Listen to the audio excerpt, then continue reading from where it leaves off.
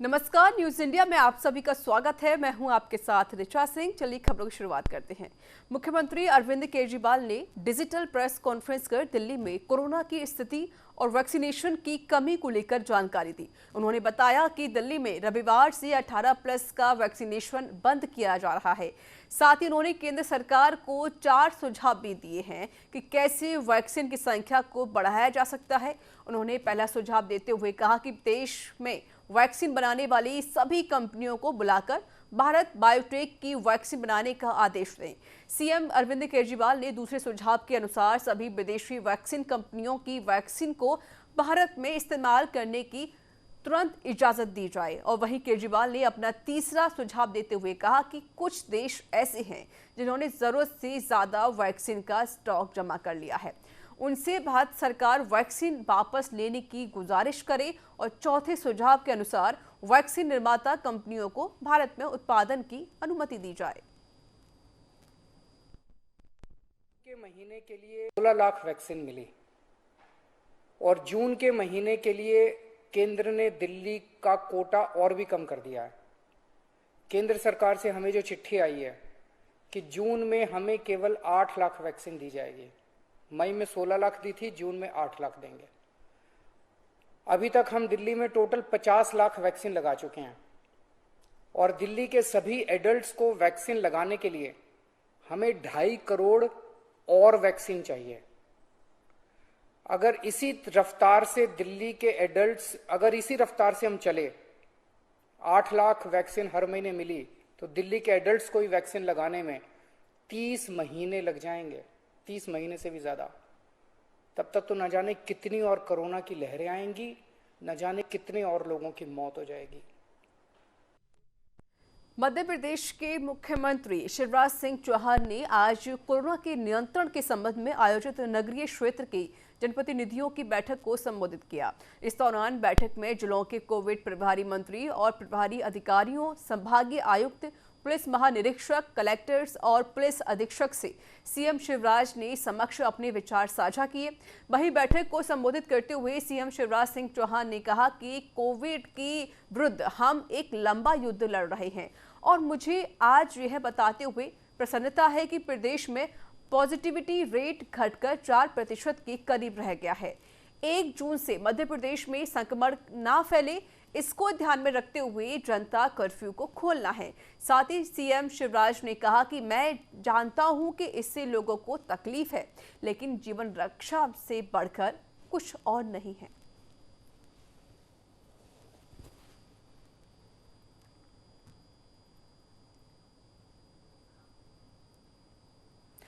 हरियाणा के अंबाला में कोरोना महामारी से लड़ने के लिए कई सामाजिक संगठन अब सामने आने लगे हैं। इसी कड़ी के तहत आज सामाजिक संगठनों ने विधायक असीम गोयल की अध्यक्षता में मेरा आसमान एनजीओ के बैनर तले सीएमओ को मास्क, ग्लव्स और अन्य जरूरी सामान वितरित किए। इस अवसर पर विधायक असीम गोयल ने कहा कि सामाजिक संगठनों की मदद से कोविड के खिलाफ चल रही जंग आसान हुई है और लगातार सामाजिक संगठन सामने आ रहे हैं। वहीं लगातार ग्रामीण एरिया में मरीजों की संख्या बढ़ने के सवाल पर असीम गोयल ने कहा कि ग्रामीण एरिया की तरफ पूरी तरह ध्यान दिया जा रहा है। गांव में जाकर लोगों को जागरूक किया जा रहा है।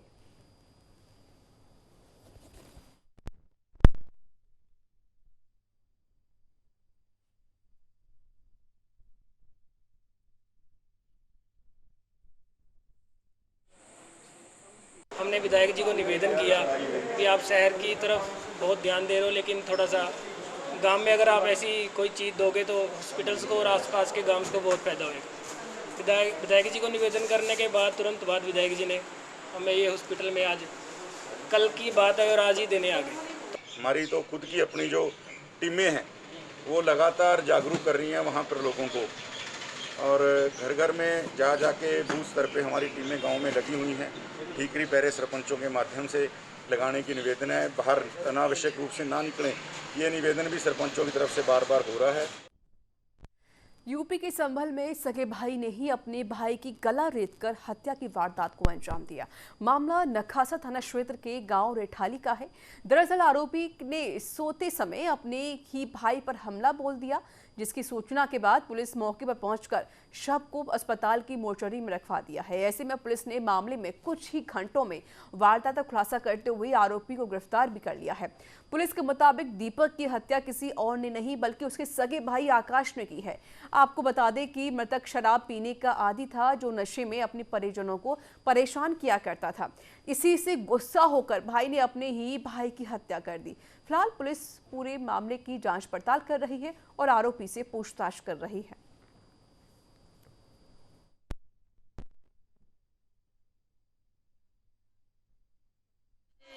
थाना नखासा स्थित ग्राम रुठाली में दीपक उर्फ टीटू पुत्र इंदल सिंह उम्र लगभग 32 वर्ष जाति जाटव की हत्या की सूचना प्राप्त हुई थी। सूचना पर स्थानीय पुलिस द्वारा मौके पर पहुंचकर मौका मुआयना किया गया तो मृतक का शव उसके मकान के अंदर उसके कमरे में बेड पर पड़ा पाया गया, जिस पर धारदार हथियार के निशान पाए गए हैं। प्रारंभिक जांच व पूछताछ में मृतक का उसके परिजनों, उसकी मां व उसके पिता व उसके भाई से विवाद रहता था। इसी विवाद के चलते हत्या किया जाना प्रतीत। चलिए खबरों में आगे बढ़ते हैं। खबर हरदोई के कछोना कोतवाली क्षेत्र से है, जहां कोरिहाना गांव में युवक की शादी कराने का झांसा देकर 1.5 लाख रुपए ऐंठने का मामला सामने आया है। इस दौरान जब युवक शातिर ठगों के बताए हुए स्थान पर पहुंचा तो वहां उस नाम का कोई भी व्यक्ति नजर नहीं आया। इसको लेकर पीड़ित ने थाने में मामला दर्ज करवा दिया है, जिस पर कार्रवाई करते हुए पुलिस ने आरोपी युवक को गिरफ्तार भी कर लिया है। फिलहाल पुलिस पूरे मामले की जांच कर रही है।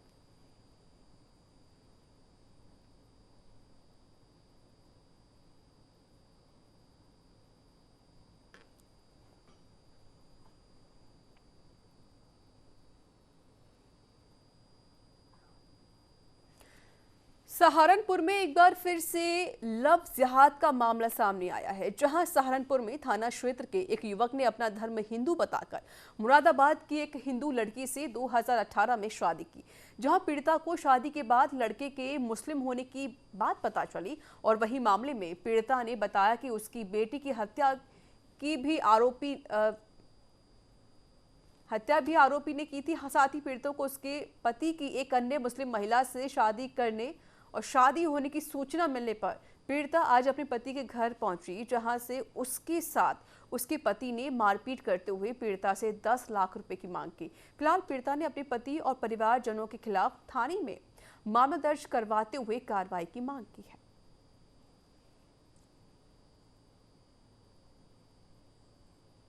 ढाई साल से मेरे साथ रह रहा था, नाजायज संबंध थे हमारे, और उसके बाद मैं इससे निकाह करने को कह रही थी। निकाह करने से मना कर रहा था साफ कि मैं निकाह करती नहीं, करता नहीं। 3 बच्चे भी, गर्भपात भी करवाया इसने। गर्भपात कराने के बाद एक बच्चा रह गया था। इसने बहुत कोशिश करी, दवाइयाँ खिलाई, सब कुछ खिलाया, लेकिन वो गर्भपात हुआ नहीं।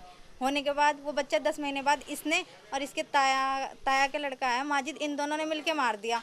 मारने के बाद इसने क्या कहते हैं दूसरी शादी कर ली। मेरे से इसने जब भी नहीं निकाह करा था। निकाह इसने मेरे से 5 मार्च 2021 में करा था। इसे जायज़ करने के लिए इसने बैक डेट डलवाई थी 20 दिसंबर 2018 की। जी आज हम इसके घर गए थे, तो जी इसके घर पे गए तो इसके सारे भाई बहन, इसकी भाभी जितनी थी, सब मिलके मुझे, मेरी मम्मी को, मेरे भाई को, सबको मार रहे थे। ये मामला लव जिहाद से जुड़ा हुआ है। एक लड़की है अर्चना नाम की, जो मुरादनगर की रहने वाली है। उसके साथ शेखपुरा निवासी सलीम उर्फ सोनू, जिसने अपना नाम सोनू बताकर उस लड़की को बहला फुसलाकर पहले उससे शादी की। उसके बाद 2 बच्चे होने के बाद उसने दूसरी शादी कर ली। जब इस लड़की को पता लगा कि ये सोनू नहीं, इसका नाम असली सलीम है और ये हिंदू धर्म का नहीं है, मुस्लिम इसका धर्म है, तो इस लड़की ने उसका विरोध किया, तो इसने दूसरी शादी कर ली। अब ये लड़की यहाँ पर थाने में आई है। हमारी प्रशासन से मांग है कि उस दोषी के खिलाफ धर्मांतरण व लव जिहाद का मुकदमा पंजीकृत कर कठोर से कठोर कार्रवाई करे। थाना कोतवाली देहात में एक मामला आया है। एक महिला पेश होकर बताई है कि उसने एक आदमी से शादी की थी, अब वो दूसरी शादी कर लिया है। पूरा जब छानबीन किया गया तो पता लगा कि एक मुस्लिम युवक था जो एक हिंदू युवती से 2018 में शादी किया था। उससे उसकी एक बेटी भी है। इसके बाद वो उसको छोड़ के एक मुस्लिम महिला से शादी अभी फरवरी में कर लिया। उसको लेके जब ये वहाँ कंप्लेंट करने गई तो उसके साथ मारपीट भी किया है उसने। इसमें धर्म परिवर्तन और अन्य धाराओं में अभियोग दर्ज कर लिया गया है और जो आरोपी सलीम है उसको गिरफ्तार कर लिया गया है। प्रदेश में बढ़ते कोरोना संक्रमण को लेकर जयपुर विकास प्राधिकरण के कार्मिकों के लिए वैक्सीनेशन शिविर आयोजित किया गया। वैक्सीनेशन शिविर का आयोजन शहर के नागरिक सेवा केंद्र पर हुआ। जयपुर विकास प्राधिकरण के आयुक्त गौरव गोयल ने बताया कि कोरोना महामारी के बढ़ते संक्रमण को देखते हुए जेडीए कर्मियों के लिए वैक्सीनेशन शिविर लगाया गया है, जिसमें करीब 200 कार्मिकों ने वैक्सीन लगवाई। उन्होंने ये भी बताया कि कोरोना महामारी से जंग जीतने के लिए अधिक से अधिक वैक्सीनेशन जरूरी है। साथ ही कहा कि सरकार की ओर से कोविड की रोकथाम के लिए चलाए जा रहे अभियान में जेडीए अपनी विशेष भागीदारी निभा रहा है। उन्होंने कहा कि मुख्यमंत्री अशोक गहलोत और नगरीय विकास मंत्री शांति धारीवाल की मंशा के अनुरूप जेडीए ने कोरोना महामारी से लड़ने के लिए शुरुआत से ही पहल की है, जिसके तहत GLN मार्ग स्थित जेडीए कार्यालय के सामने नई पहल करते हुए मास्क की दीवार बनवाई गई है, जिससे वहां से गुजरने वाले जरूरतमंद लोग निशुल्क मास्क प्राप्त कर रहे हैं। और वहीं डोर टू डोर सर्वे कार्य, मेडिकल किट वितरण और टेस्टिंग के लिए जेडीए में कंट्रोल रूम भी स्थापित किया गया है, जिसकी निरंतर मॉनिटरिंग की जा रही है।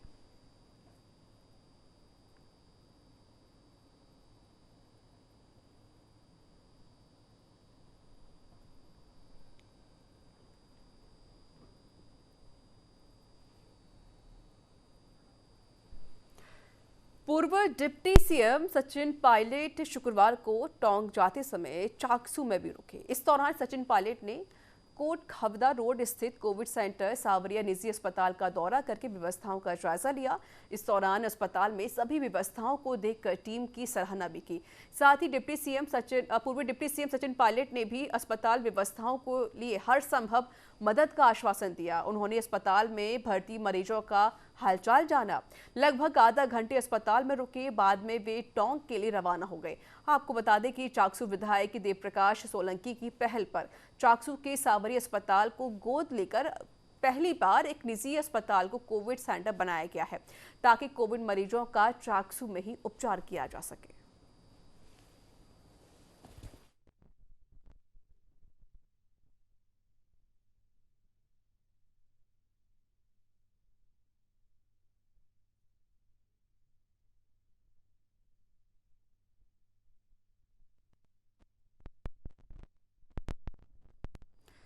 अलवर में पूर्व केंद्रीय मंत्री भंवर जितेंद्र सिंह ने कहा कि श्रम राज्य मंत्री टीकाराम जूली ने व्यक्तिगत प्रयास कर जन सहयोग से 100 बेड का कोविड डेडिकेटेड हॉस्पिटल रिकॉर्ड समय में तैयार करवाकर देश भर में नजीर पेश की है। आपको बता दें कि पूर्व केंद्रीय मंत्री भंवर जितेंद्र सिंह और श्रम राज्य मंत्री टीकाराम जूली ने जन सहयोग से अलवर के ग्राम केसरपुर में कोरोना संक्रमित मरीजों के उपचार के लिए 100 बेड युक्त युवराज प्रताप कोविड हॉस्पिटल को आमजन के लिए समर्पित किया है। जितेंद्र सिंह ने कहा कि कोविड-19 की दूसरी लहर को रोकने के लिए और आमजन के स्वास्थ्य की दिशा में यह कोविड हॉस्पिटल वरदान साबित होगा। उन्होंने कहा कि श्रम मंत्री टीकाराम जूली के प्रयासों एवं जन सहयोग से यह संभव हो पाया है। के जो पेशेंट हैं उनको इस परेशानी के समय में अच्छी चिकित्सा उपलब्ध हो, उसके लिए यहाँ पे ये कोविड सेंटर का आज शुभारंभ किया गया है। प्रताप कोविड केयर सेंटर इसका नाम रखा गया है। ये मत्स्य नर्सिंग कॉलेज के अंदर चलाया जाएगा। इसके अंदर मरीजों के लिए सारी सुविधाएं हमने यहाँ पे उनके नाश्ते की व्यवस्था, बिस्किट, बिस्लेरी का पानी, गर्म भोजन, उनको प्राणायाम, योगा, मनोरंजन के लिए टीवी, वाईफाई, म्यूजिक सिस्टम, सारी सुविधाएं उनको यहाँ पर उपलब्ध कराई है। हमारा स्टाफ उनके लिए एक पॉजिटिव सोच के साथ यहाँ पे काम करेगा। भारत रत्न श्री स्वर्गीय राजीव गांधी जी के बलिदान दिवस पर अलवर में कोविड केयर सेंटर की आज शुरुआत हुई है। इसके लिए मैं बहुत बहुत बधाई माननीय मंत्री श्री टीकाराम जी जूली साहब को, डॉक्टर उदयभान जी यादव साहब को, श्रीमती कमला यादव जी को और तमाम ऐसे लोग जिनने ये डेयर सेंटर को के लिए कंट्रीब्यूशन किया है। आज अलवर के लिए और इस पूरे इलाके के लिए और गरीब जो पेशेंट्स हैं उनको यहाँ मदद मिल पाएगी, ऑक्सीजन मिल पाएगी। भारतीय संगीत के 7 सुरों की सरगम तार वाद्य यंत्रों में सितार का महत्वपूर्ण स्थान है। शास्त्रीय और सुगम संगीत में सितार के सुर माहौल को खुशनुमा बना देता है।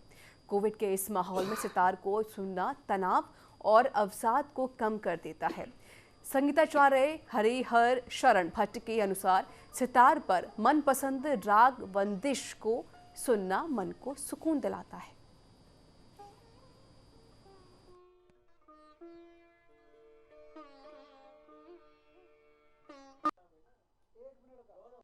सात सुरों का बहता दरिया तेरे नाम, और जब वो 8वां सुर होता है तो पर ब्रह्म की आराधना का सुर होता है और वह आनंद की अनुभूति का स्वर होता है। कोरोना पिछले 1 साल से हमारे जीवन में इस तरह से घुस गया अंदर कि तन और मन को वो विचलित कर रहा है, तनाव और अवसाद में ला रहा है। इसमें संगीत सुकून भरा एक थेरेपी का काम करती है। अगर कुछ वक्त थोड़ा सा समय भी संगीत के साथ में, चाहे वो शास्त्रीय संगीत हो, अपनी रुचि का जो भी म्यूजिक आप सुनना चाहें उसको सुने, तो निश्चित रूप से तनाव का जो माहौल घर परिवार में जो फैला हुआ है, दिल और दिमाग में जो बैठा हुआ है, उससे हम दूर रह सकते हैं। हमारे साथ में पंडित हरिशरण भट्ट साहब है। हम इनसे जानना चाहते हैं कि म्यूजिक थेरेपी किस तरह से तनाव को दूर करने में सहायक सिद्ध होती है। ऐसा है कि संगीत एक ऐसी चीज है, कोई दुख हो या कोई खुशी हो, और इस सभी में जो है ये अपना असर दिखाती है। और जिसमें खास तौर पे ये जो समय चल रहा है, इसमें तो इसकी बहुत ही आवश्यकता है, क्योंकि हर आदमी के दिल में एक भय घुसा हुआ है, क्या करें क्या। लेकिन संगीत एक चीज़ ऐसी है जिससे आदमी को शांति से कोई भी संगीत हो, चाहे फिल्मी हो, चाहे अपने लोकगीत हो, चाहे किस तरह का भी हो, ये हमारे प्राणों के लिए एक जीवन रक्षक है। और जब हम सितार की बात करते हैं तो सितार के जो 7 सुर जब छिड़ते हैं तो एक ऐसा भाव पैदा करता है, वहाँ के वातावरण में एक अनुकूलता का एहसास होता है। लिहाजा हम सितार के माध्यम से भी, आप कुछ भी सुनिए, लाइट म्यूजिक सुनिए, क्लासिकल म्यूजिक सुनिए, लोकगीत सुनिए या वेस्टर्न म्यूजिक सुनिए, कुछ भी, लेकिन कोरोना के इस माहौल में हम थोड़ा सा अगर म्यूजिक से जुड़ जाते हैं, संगीत से जुड़ जाते हैं, तो हम उस माहौल को ठीक कर सकते हैं, एक सकारात्मक ऊर्जा हम अनुभव कर सकते हैं। भट्ट साहब क्या सुनाना चाहेंगे कि जिससे कि लगे कि इस राग को सुनने से या इस रागनी को सुनने से हम थोड़ा सा रिलैक्सेशन के मूड में चले जाते हैं, मेडिटेशन के मूड में चले जाते हैं। बिल्कुल।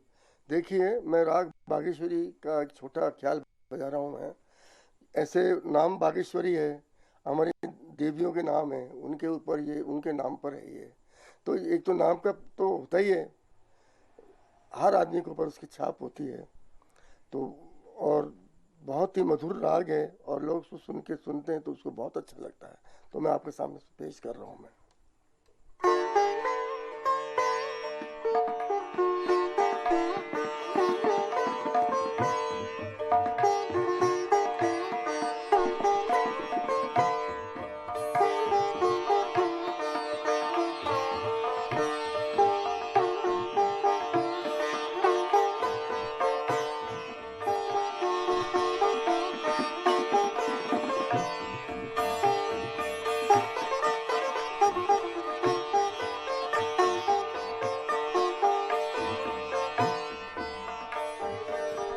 तन और मन के सौंदर्य की अभिव्यक्ति है संगीत। यह दिल से उपजता है, अंदर से उपजता है, और जब आप मनपसंद संगीत सुनते हैं तो तनाव से मुक्त हो जाते हैं, अवसाद से बाहर निकल जाते हैं। लिहाजा कोरोना अब चूंकि धीरे धीरे जा रहा है, उसका जो दुख वो पीछे छोड़ के गया, उससे भी हमको उबरना है। लिहाजा कुछ वक्त अगर आप घर में अपना मन पसंद का अगर म्यूजिक सुनते हैं, चाहे वो सितार हो, गिटार हो, तबला वादन भी, सोलो जो तबला जो है वो भी अपने सुर और ताल से एक ऐसा माहौल क्रिएट करता है। लिहाजा म्यूजिक सुने, थोड़ा सा ही सुने, कुछ भी सुने, लेकिन कुछ जरूर सुने, ताकि कि हम इस कोरोना के अवसाद से जो हमारे दिल और दिमाग को बुरी तरह से प्रभावित करता है, उससे हमें उबरने में सहायता मिलेगी। कैमरा पर्सन नरेश पारिक के साथ रमेश पुरोहित, न्यूज़ इंडिया, जयपुर। बस्ती तहसील की पंचायत कुथाड़ा में न्यूज़ इंडिया संवाददाता सुरेंद्र सिंह हरदियास ने पंचायत में जनता को मास्क और सैनिटाइजर वितरित किए। आपको बता दें कि कुथाड़ा के सरपंच शंकरलाल शर्मा से बातचीत कर पूरी पंचायत को सैनिटाइजर करवाया जाएगा।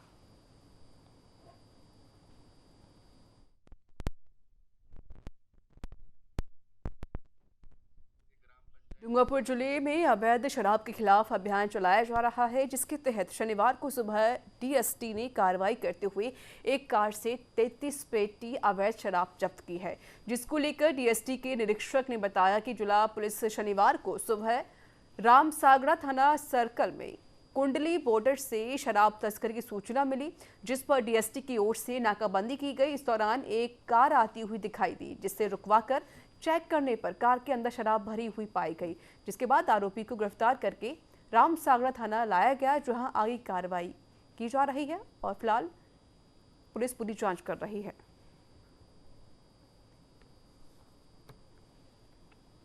जालौर जिले के भीनमाल शहर सहित 307 गांव लंबे समय से नर्मदा के पानी का इंतजार कर रहे हैं, लेकिन स्थानीय जनप्रतिनिधियों की उदासीनता के कारण इस प्रोजेक्ट पर पानी फिर गया है।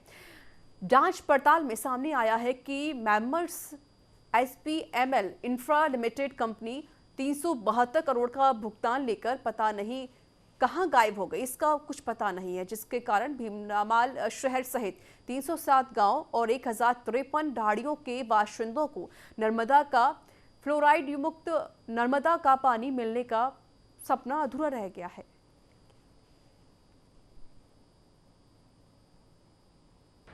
इसका मेन इंफ्रास्ट्रक्चर का प्रोजेक्ट स्वीकृत है, जिसका पूरा नाम है ER ट्रांसमिशन मेन प्रोजेक्ट। ये 2013 में जालौर जिले के 256 गांव प्लस भीनमाल टाउन के लिए स्वीकृत हुआ था। इसमें 2001 की पॉपुलेशन के अनुसार ये तैयार किया गया था। इसके अंदर मेन तो इंफ्रास्ट्रक्चर का काम है, जिसमें पालड़ी के अंदर फिल्टर प्लांट RWR और CWR ये बनके पालड़ी से पानी जाएगा खारा इंटरमीडिएट पंपिंग स्टेशन और MS की पाइपलाइन के द्वारा, और खारा से भीनमाल जाएगा, वो भी MS की लाइन है 1900 mm व्यास की। ठेकेदार का भुगतान नहीं, 160 करोड़ रुपए उसके रोक दिए थे, तो पैसे उसके पड़े हैं और लेस हो गए बोले इसमें आ जाएंगे वापिस, रिवर्स हो जाएंगे पैसे। वो ठेकेदार था, वहाँ की कंपनी थी मिस्टर ये आंध्र प्रदेश की कंपनी, उसके कई प्रोजेक्ट थे और सब जगह फेल हो गई और वो चली गई, कंपनी वाला है नहीं भी राजस्थान में।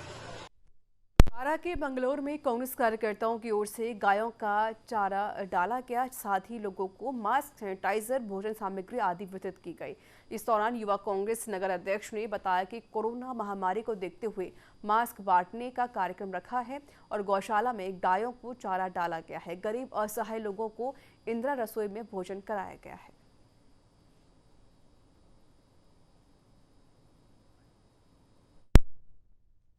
यूथ कांग्रेस मांगरोल के द्वारा मांगरोल गौशाला में जाकर गायों को चारा डाला। इसके अलावा मांगरोल नगर में मुख्य बाजार में हमने सैनिटाइज़र और मास्क का वितरण किया। उसके बाद में दिन में 2 बजे हमने भोजन की व्यवस्था करके निःशक्त जनों को और गरीब परिवारों को भोजन का वितरण किया। आगे भी यूथ कांग्रेस ऐसे ही कार्य करती रहेगी और आगे जो भी हमें निर्देश मिलेंगे उसके अनुसार यूथ कांग्रेस काम करेगी। तो इसी के साथ इस बुलेटिन में इतना ही। देश दुनिया की तमाम खबरों के लिए देखते रहिए न्यूज़ इंडिया। नमस्कार।